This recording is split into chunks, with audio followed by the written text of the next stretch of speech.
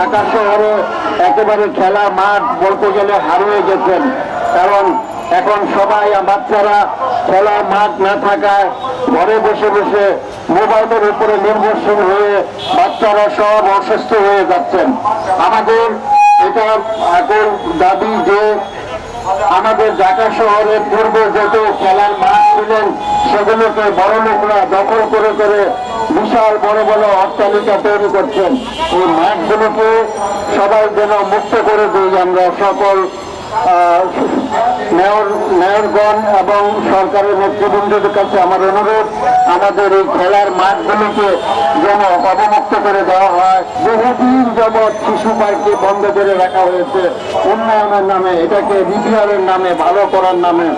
আজকে কয়েক বছর হয়ে গেছে যে শিশু পার্কটি এখন পর্যন্ত উন্মুক্ত করা হয়নি।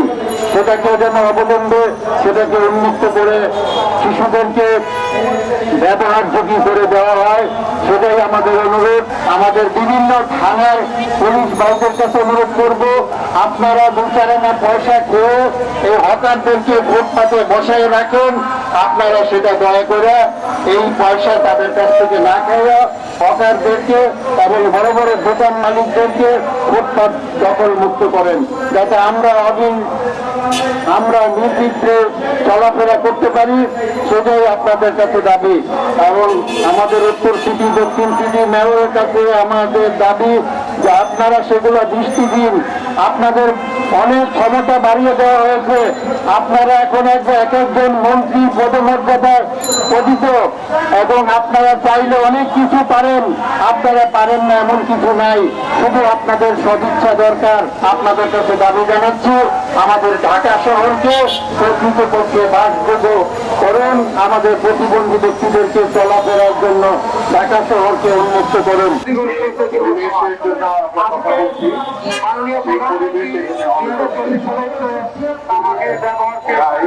ঘোষণা করেছেন বাস্তবায়ন করার লক্ষ্যে আমরা চাচ্ছি আজকে যে সমস্ত আইন রয়েছে, যে আইনটি বাস্তবায়ন হচ্ছে, যে আইনটি আরো বেশি অগ্রগতিকে হোক, সরকারের সাথে চালিয়ে আইনটিকে সংশোধন করা হোক। আইনটিকে সংশোধন করে জনস্বাস্থ্যের ক্ষতি হচ্ছে, অর্থনৈতিক ক্ষতি হ্রাস করবে।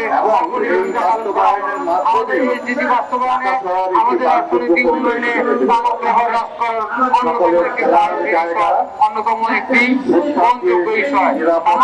ব্যবহারের ফলে দেখা যাচ্ছে প্রতি বছর কোটি কোটি টাকা আমাদের ব্যয় হয়ে যাচ্ছে চিকিৎসা খাতে। আমাদের এই বাংলাদেশের যে অবস্থা, সেই অবস্থাতে আমরা এখন নগর দিবস পালন করা খুবই জরুরি। কারণ এত বেশি ঘনবসতিপূর্ণ ঢাকা শহর, সেই শহরকে কিভাবে বাসযোগ্য করা যায়, সবাই ব্যবহার উপযোগী করা যায়, সবাই অন্তর্ভুক্তিমূলক ভাবে এই নগর পরিকল্পনা করা যায়, সেই জন্যই কিন্তু হলো যে এই নগর দিবসের আয়োজন। এবং হলো প্রত্যেকটা মানুষের কথা ভেবে, এবং যেখানে শুধু 5 থেকে 6% মানুষের কথা চিন্তা না করে বাকি 96% মানুষের কথা চিন্তা করে নগর তৈরি হবে, নগরের অবকাঠামো তৈরি হবে, যেখানে মানুষ এক জায়গা থেকে আরেক জায়গায় হেঁটে যাতায়াত করতে পারবে।